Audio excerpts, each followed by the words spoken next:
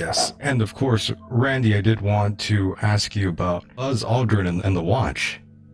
Yes, actually, I didn't actually see that until Scott pointed it out to me, and that was first of all, it's interesting that he's wearing a watch outside his spacesuit.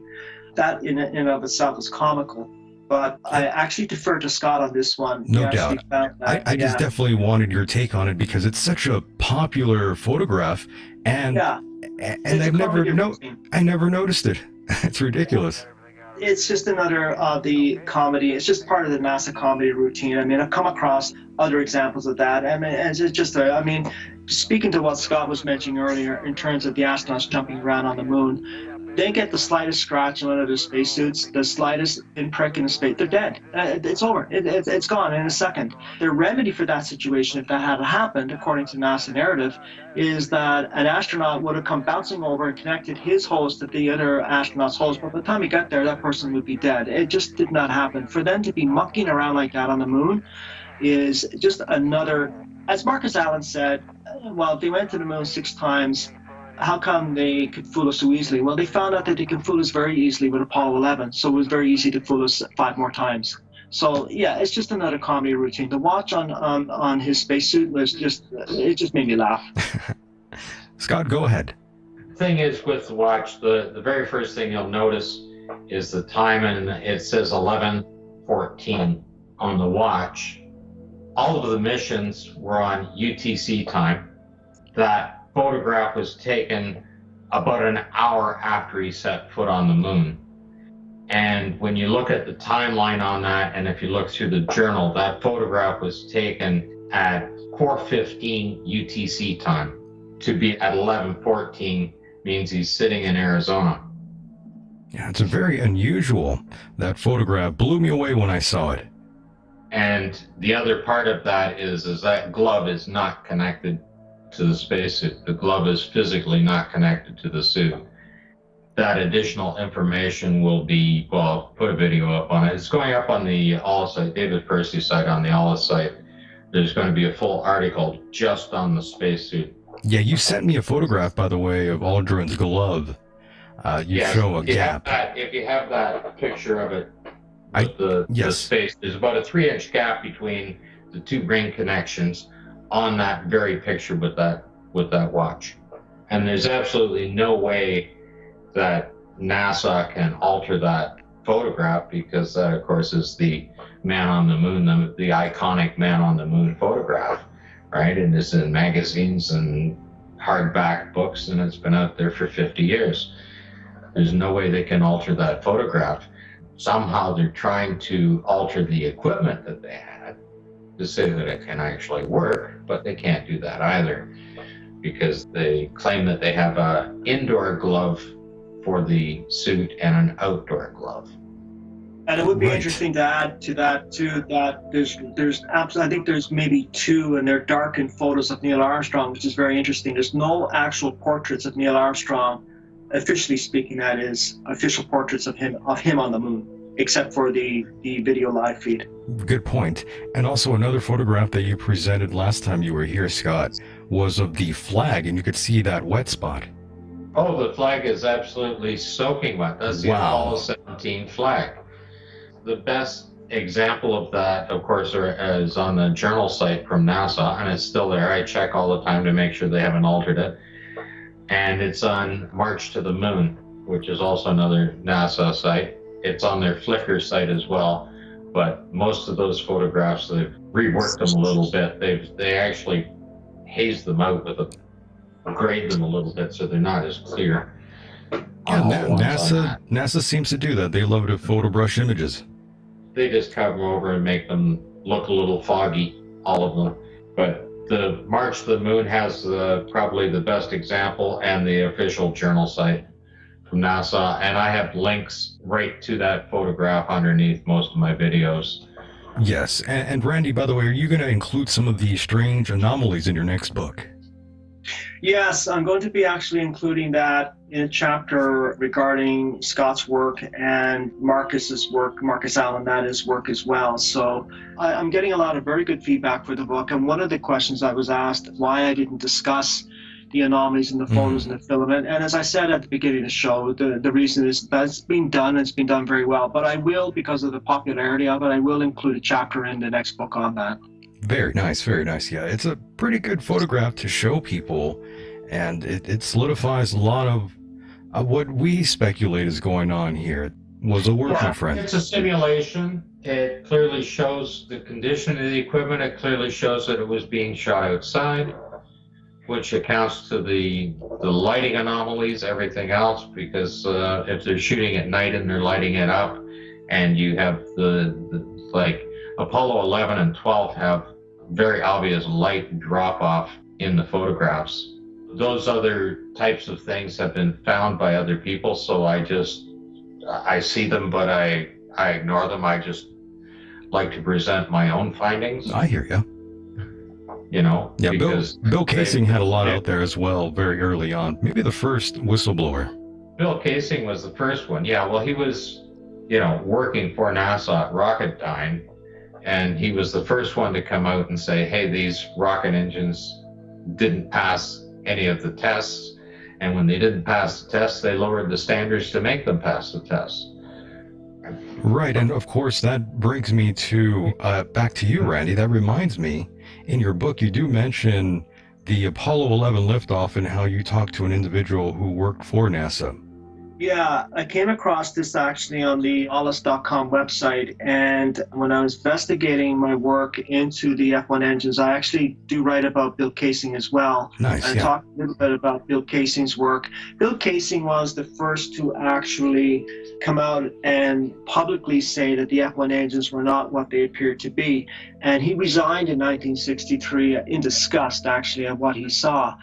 And he's much criticized to this day, but his basic thesis about the F1 engines has held up for the last 4 decades, and it's just been validated by a couple of scientists that I've written about in my book that have written about the F1 engines. In terms of the interesting aspect about, Scott mentioned something about falsifying or lowering the standards. There is a quote here in my book that I would like to read, if you don't mind. Not at all. This actually came from one of NASA's reports, and I was so stunned by this admission by NASA that I included it in the book. And the quote is this: "The original failure criterion for the SPS propellant tanks was perforation of the service module honeycomb skin panels. Because the failure criteria was too stringent to meet the desired probability of mission success, engineers considered an alternative. If the original criterion had remained, the test shown in figure 4 would have been an SPS tank failure," unquote. What that really means, translation, if the equipment failed the test, lower the standards. In other words, NASA moves the goalposts. Yeah, that's pretty wild right there. And that's from NASA's own published report.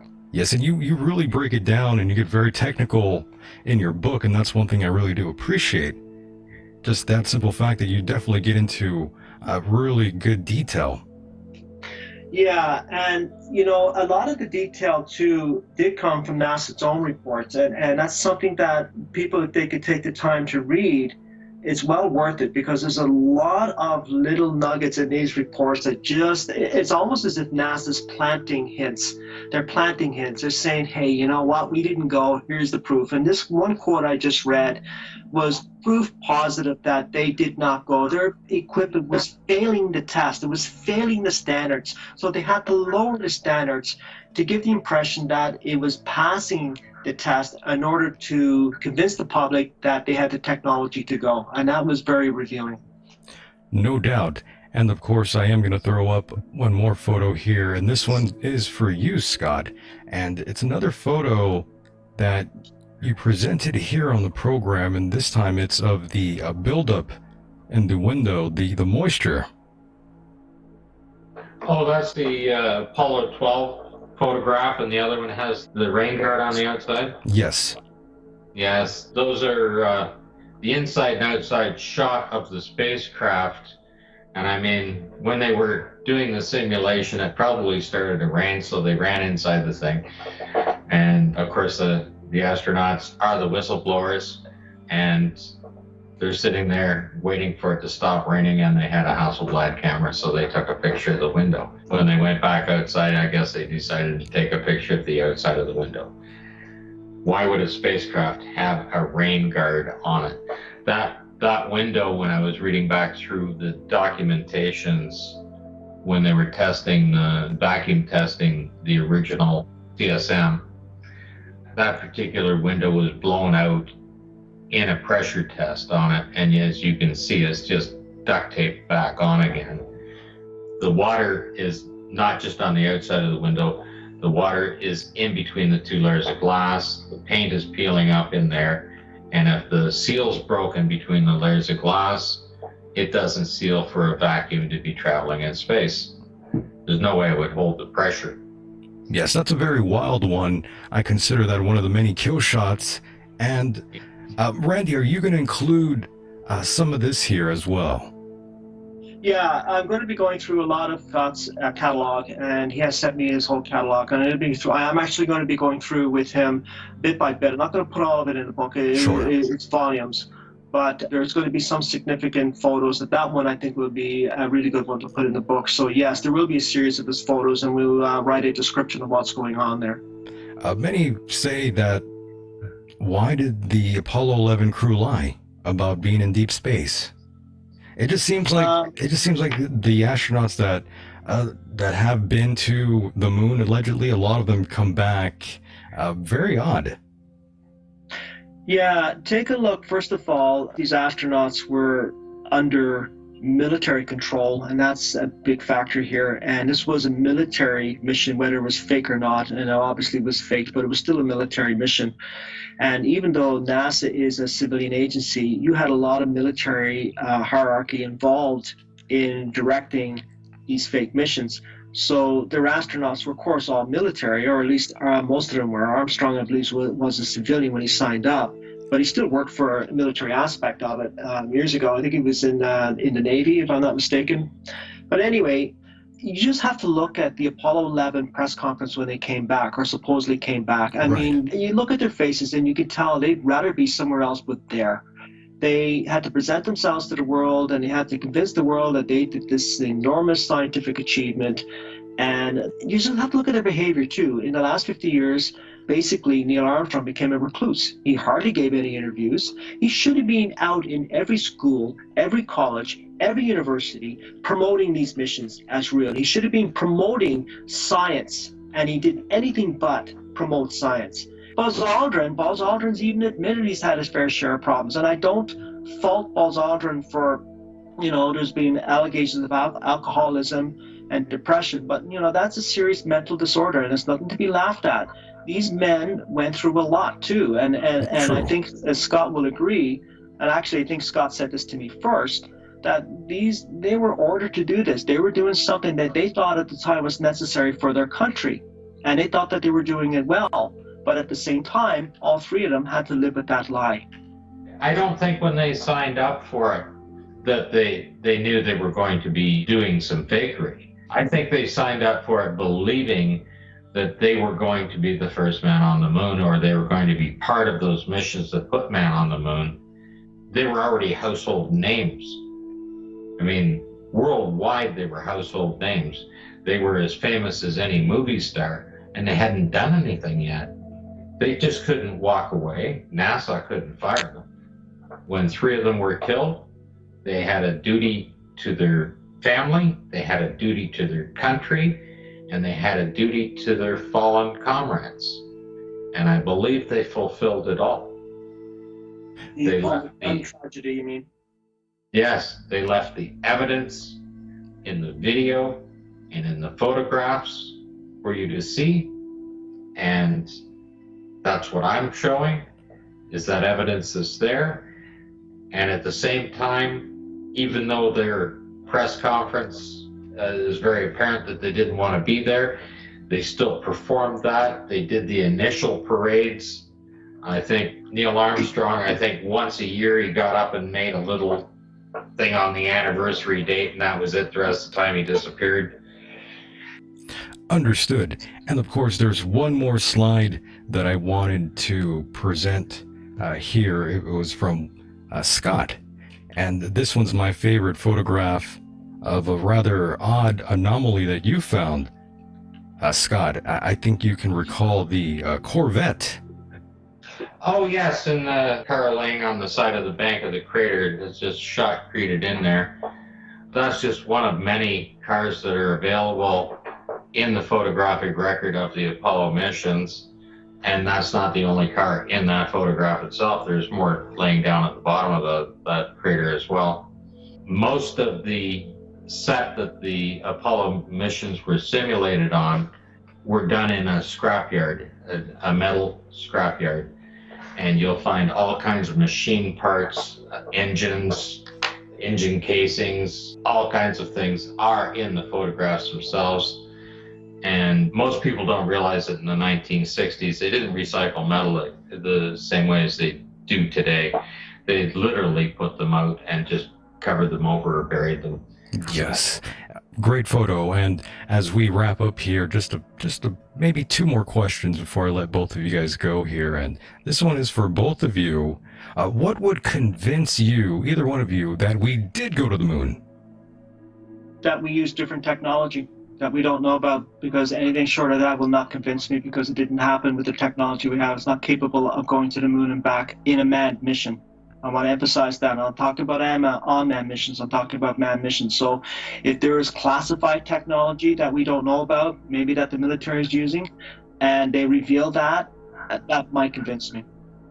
Amazing. Go ahead, Scott. Dinner at the Trump Plaza Hotel, Tranquility Base. That's a good answer. Don't hold your breath on that, Scott. I'll take it. Okay. Good answer there. And of course, if we haven't gone to the moon, then this one's for both of you. Then where was this taped exactly? In your opinions, was this taped somewhere in California? I believe it's Flagstaff, Arizona. You say Arizona. What do you think? Cinder Lake. What do you think, Randy? Yeah, no, I'm with Scott on this. I think that's actually probably one of the best locations. I've seen some locations in Hawaii that might be there. They might have done some shots there as well. Flagstaff probably would be the location. And it's also interesting to note here that the U.S. Geological Survey filmed every aspect of those simulations in Flagstaff. And I want to add one more thing. I hear this all the time, and it just makes me laugh every time I hear it, that we didn't have the technology back then in terms of photography, so to say it would have been a lot easier to go to the moon than to fake it. No. It would have been a lot easier to fake it than to go to the moon. Keep in mind, the military was in control here. They oversaw every aspect of these simulations, and the military has, I think, as Scott will tell you, and Scott has said, they have the biggest studios in the world, bigger than Hollywood. They're far capable of photographic techniques that we don't know about, and a lot of their photographic techniques are classified, so we don't know what they're capable of doing.